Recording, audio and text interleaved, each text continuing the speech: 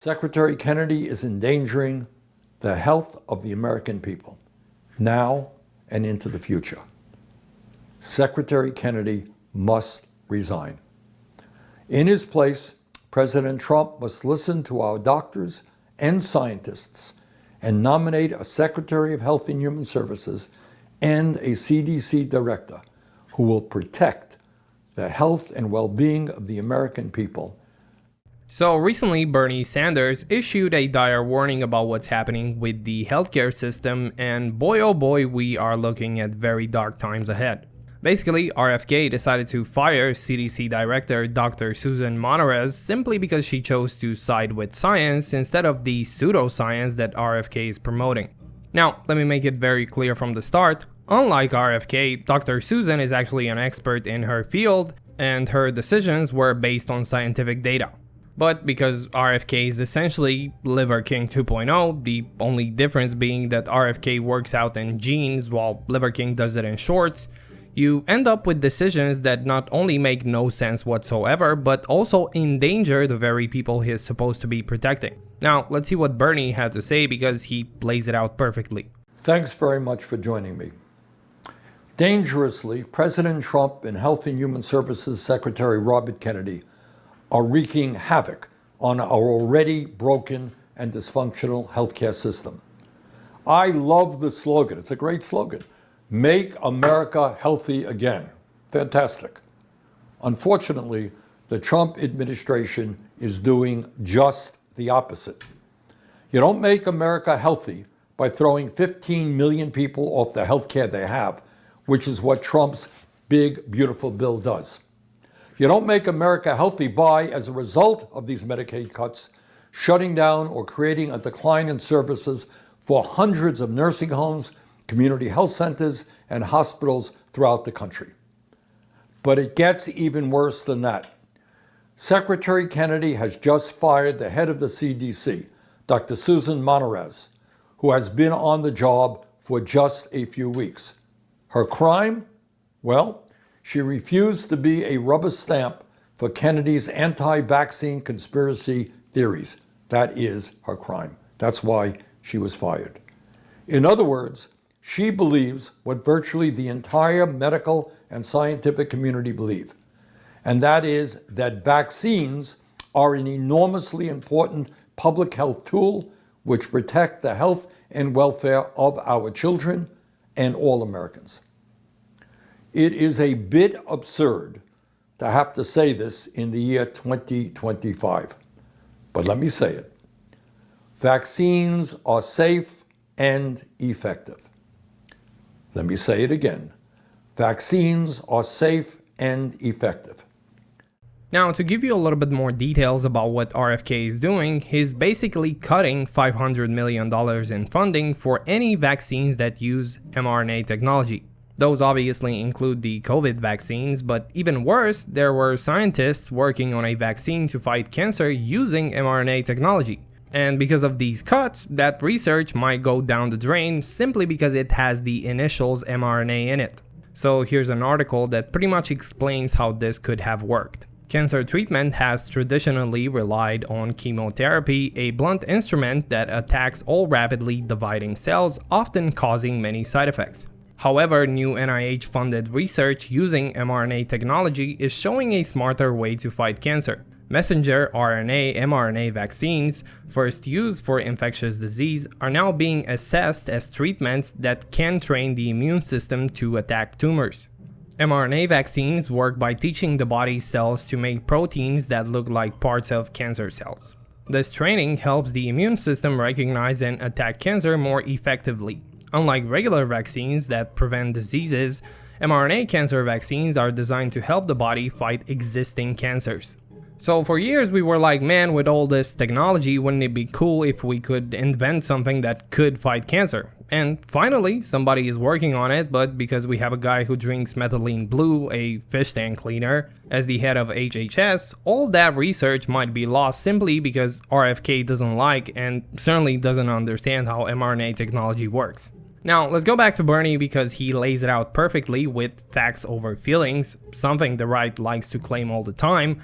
showing just how wrong and out of his league RFK really is when it comes to scientific data and vaccines in general. That, of course, is not just my view. Far more importantly, it is the overwhelming consensus of the medical and scientific communities. The American Academy of Pediatrics, the largest professional association of pediatricians in our country, representing over 67,000 doctors who treat our kids every day. They called immunizations, quote, one of the greatest public health achievements, preventing tens of thousands of deaths and millions of cases of disease, end quote. That's the pediatricians. The American Medical Association, the largest professional association of physicians and medical students in our country, representing over 270,000 doctors, along with 79 leading medical societies, recently said that vaccines for flu, RSV, and COVID-19 are, quote, the best tools to protect the public against these illnesses and their potentially serious complications, end quote. The World Health Organization, an agency comprised of some of the most prominent medical experts around the globe, representing 194 countries, found that over the past 50 years, vaccines have saved 154 million lives and reduced the infant mortality rate by 40%. Unfortunately, Mr. Kennedy, the head of U.S. government public health agencies, doesn't agree with the leading doctors and scientists in our country and around the world. He believes that, quote, autism does come from vaccines, end quote, despite more than a dozen rigorous scientific studies involving hundreds of thousands of children that have found no, quote, no causal association, end quote, to link vaccines to autism. He has called the COVID-19 vaccine, quote, the deadliest vaccines ever made, end quote, despite findings from the WHO that these vaccines saved 20 million lives throughout the world during the pandemic. He has claimed that the polio vaccines killed more people than polio ever did, despite the fact that the scientific community has found that the polio vaccine have saved 1.5 million lives and prevented over 20 million people from becoming paralyzed since 1988. He has absurdly claimed that, quote, there is no vaccine that is safe and effective, end quote. That is the head of the Health and Human Services Agency. Now, obviously, as Bernie mentioned, none of the claims RFK has made are based on any scientific data whatsoever. But what's even more infuriating is the fact that all of his kids are vaccinated, while he's denying children and parents across the US the very same thing that he and his kids benefited from. That really gives you an idea of how hypocritical and spineless RFK is. Now, let's go back to Bernie because he provides the blueprint for what the future might look like with RFK as head of HHS. So, what does this mean for the health of the American people? Short term, it will mean, unless we change this situation, that for millions of Americans, it will be harder to get life-saving vaccines. Already, the Trump administration has effectively taken away COVID vaccines from healthy adults and kids unless they fight their way through our broken healthcare system. It will also mean higher out-of-pocket costs if people are able to get the vaccine at all. And the long-term implications are even more dangerous. As the former chairman of the Senate Health, Education, Labor, and Pensions Committee, I will never forget holding a hearing 2 years ago with the major government officials responsible for protecting us from a new pandemic, including the head of the CDC.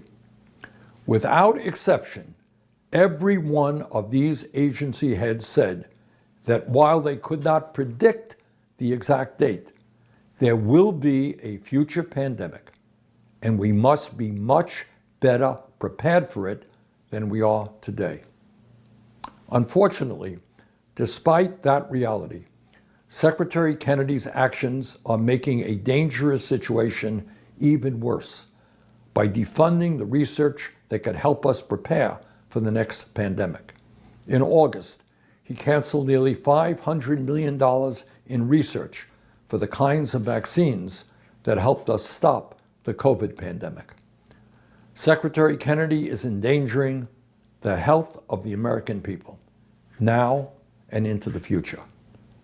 Secretary Kennedy must resign.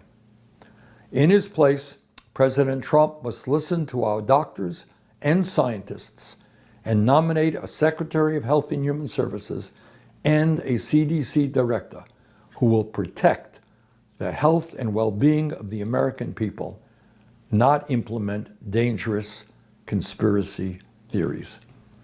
Thanks very much. Now, maybe some of you are still hopeful and think that RFK's decision to fire Dr. Susan Monarez, who once again is an expert in her field, means he'll replace her with someone even more qualified for the job. But you'd be wrong. Instead, you get a guy named Jim O'Neill, who is neither a physician nor a scientist. He's simply a Silicon Valley investor. And things get a lot worse. As this article points out, into that vacuum stepped Jim O'Neill, Deputy Secretary of Health and Human Services, now installed as acting CDC Director.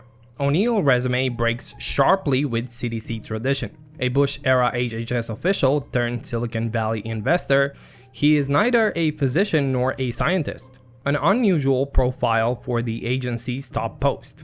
He's expected to retain his deputy role at HHS while leading the CDC. After his early government service, O'Neill spent nearly 2 decades in close partnership with billionaire Peter Thiel, managing his funds, directing the Thiel Foundation, and co-founding the Thiel Fellowship. He also led the SENS Research Foundation, a nonprofit focused on anti-aging science. In June, he returned to Washington as Deputy Secretary. He now holds that position alongside his role as CDC Director. Now, let me just say, one of the biggest red flags is the fact that this guy worked with Peter Thiel. I've never been a believer in lizard people and I always thought that was nonsense, but looking at Peter Thiel, I'm starting to believe it more and more. And here's just a little appetizer of who Peter Thiel is. I think you would prefer the human race to endure, right? You're hesitating. Yeah, well, yes? I don't know. I would This is a long hesitation. This is a long hesitation. There's so many questions implicit in this. Should the human race survive? So yeah, this is Peter Thiel, a guy who takes 3 hours to answer a basic question about whether or not the human race should survive. I'm telling you, he is one of the creepiest, most evil guys out there. This is the same guy who owns Palantir, which is basically a government surveillance program that could allow the government to spy on you. So now not only do you have Peter Thiel working with the government through his Palantir program, but you also have his buddy in the government as head of CDC, who once again has no scientific background. And not only that, this guy pretty much shares the same ideology as Peter Thiel, the idea that humans should be merging with robots. So I think a fair assessment of the current situation is this: we are genuinely cooked.